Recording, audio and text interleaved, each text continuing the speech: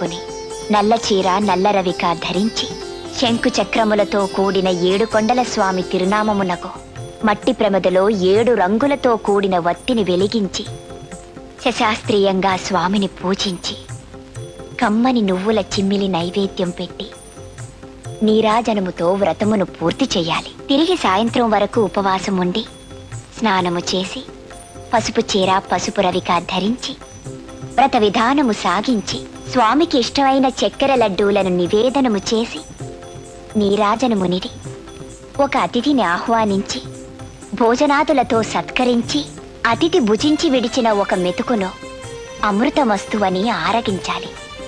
అప్పటికి ఆనాటి శనివార వ్రతం పూర్తవుతుంది.